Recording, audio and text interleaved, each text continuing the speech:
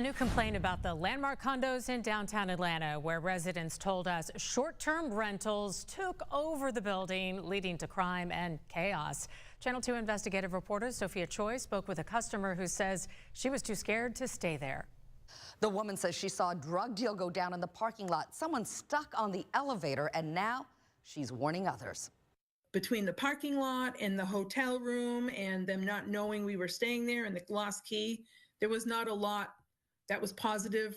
This is the ad Renee Savage saw before booking a unit at the Landmark condominiums for the end of June. She chose it because it was centrally located in downtown Atlanta. And so we could walk to the Coca-Cola museum and the aquarium. But after a long 10-hour drive, she found someone else in her rented parking space at the condos. The building concierge did not know Savage was arriving that day and told her to park in another spot. I'm still feeling a little anxious about just parking anywhere after being told they tow.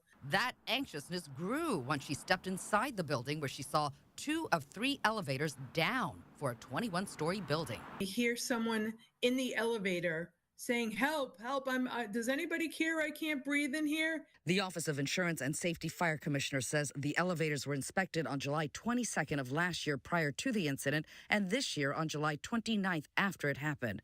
Through an open records request, we pulled the latest inspection report and found some issues, including a worn guide wheel and out-of-date extinguisher on one and the phone not working in another. All 3 were overdue for an annual test. In a statement, the condo's HOA board says they plan to increase the frequency of inspections after hiring a company named Otis to maintain them.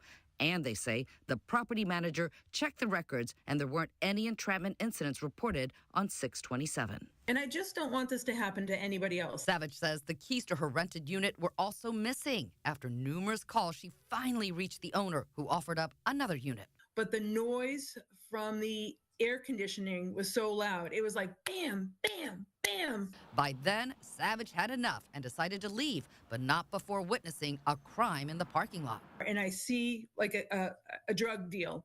I saw drugs in somebody's hand and money in somebody else's hand.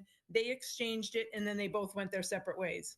Landmark's HOA board says another company owns the parking lot, and over the years, the HOA has made repeated requests for improvements, including the hiring of a parking attendant, enhanced lighting, better cleanliness, and improved safety measures, particularly during the nighttime hours. Unfortunately, these issues have not been addressed to date.